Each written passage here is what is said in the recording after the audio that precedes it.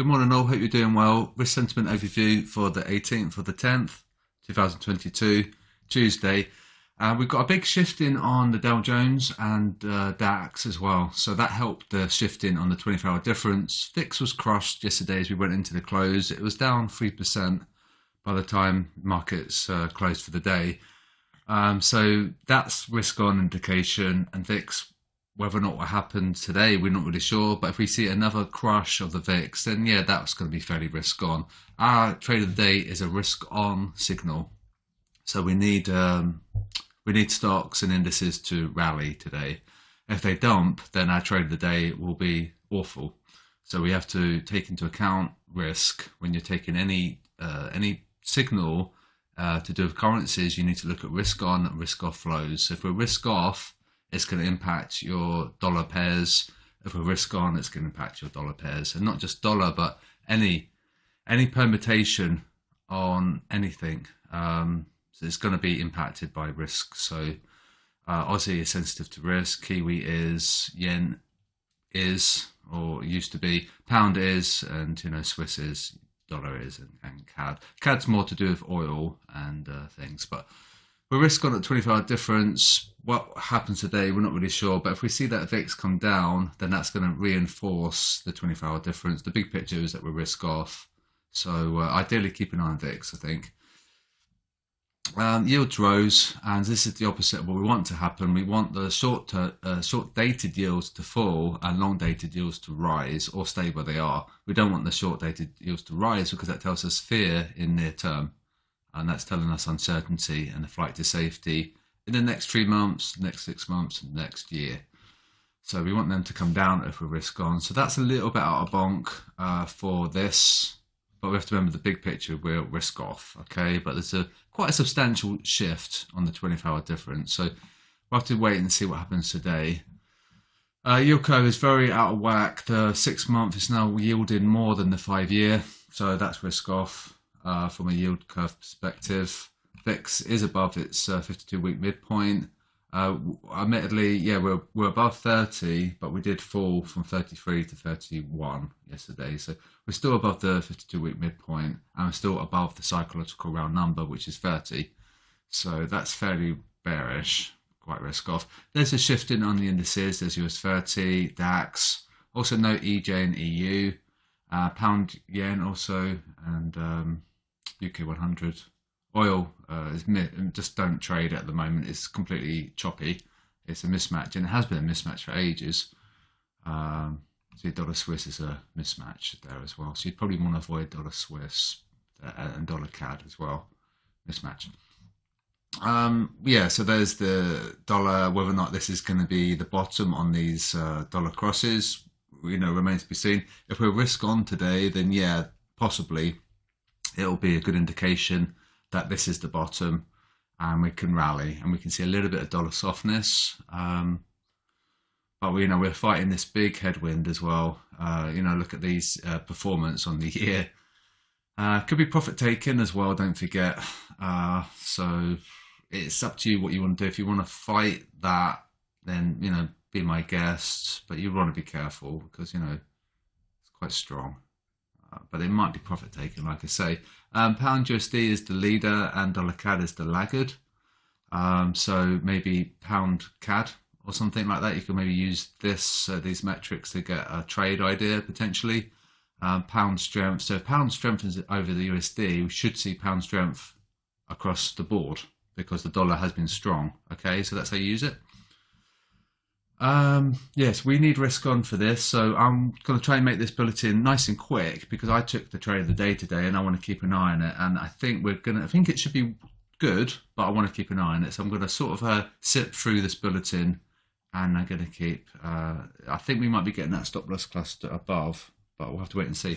So I took today's trade of the day, and hopefully it's going to be good, but we do need risk on for it. There's some tiers if you want to join on Patreon. You're more than welcome to join. You can do the bulletin tier. It's quite cheap. You get lots of stuff. Telegram, Discord. S&P. So we've got this horizontal support. We've got 21 moving average support as well. See that faint line there, the orange line. We've got that support, so we've got MA support and horizontal support, and it's going to be a big day today to see what's going to happen. We really don't want them to be buying. we want the apes out. We don't want the apes in. We want them to be. Hopefully, they got squished on this big move. Hopefully, and if they go and trade their crypto, that'll be good, and they can just like bugger off, and that'll be really good. So they shorted here, so on the S&P. So it should be quite clear how you'd use that SSI 21 moving average set up. So pretty clear, quite obvious.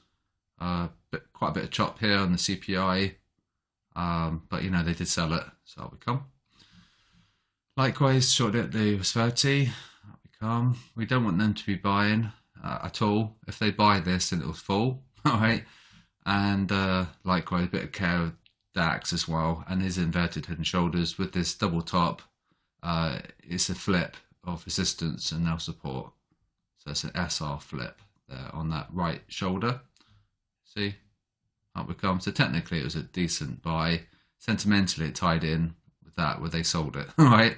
So up we come. Gold should be falling because they went long. So this would be that candle here is a bit phony. These two candles potentially just trying to induce positions or stopping people out potentially, but it should be falling because they went long. All right, so these two candles would be bogus, and so we should be falling.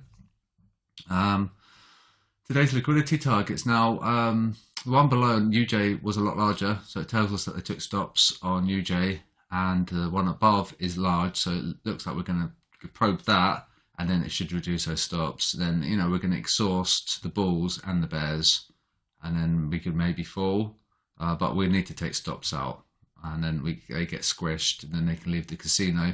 It's definitely a case of apes holding on. They were in horrific drawdown for a long time, so it's not sheep. We're definitely dealing with apes.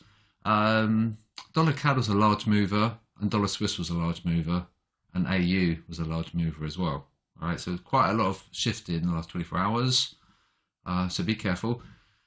So this is good because they're getting punished.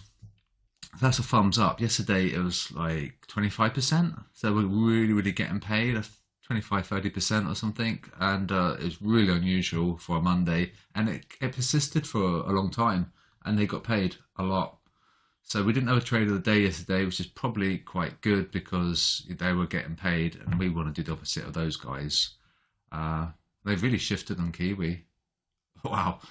So by selling it, price has gone up. You see how that works? The negative is telling us that they sold it. If they sell it, price goes up. Okay, so it's dead simple. It doesn't require rocket science, or it's not brain surgery. It just price does the opposite of the majority. Yeah, they should be getting punished at 70-80% probability, and so it looks like the trap's been placed. So maybe you might have wanted to wake up a little bit earlier today if the trap's in, but should be okay. The trade of the day should be fine. Yeah, it should be okay. There was no trade of the day yesterday due to the excessive volatility of the pound. What happened, we had the pound CAD, and it was a sell, but we rallied, and inevitably it did fall off. It did fall, but we had to just rally because of the pound volatility. So consequently, it would have been okay, but you would have had like a 200 pip drawdown, right? And that's not good. So we want to definitely be careful with the pound, and just to be careful generally, because the volatility in FX is quite extreme. Now we're moving away from extremes, which is pretty awesome. It's really boring for ages, so technically, potentially might be okay. And we're neutral on UC and neutral on NU. Okay, like calendar, so that's great. That's really good news, which makes a change because last 2 weeks has been really horrific, busy on the calendar. So that's pretty awesome. So keep calm, always trade safely. I'm going to do a quick 2-minute video for the private feed, and then I'm going to be checking my trade of the day, well, our trade of the day, and we'll see how we are. We should be okay as long as we're risk on. If we go risk off, then it'll be horrible. Right, so just keep an eye on your indices and VIX and things like that. So I'll speak to you guys soon. Have a good day.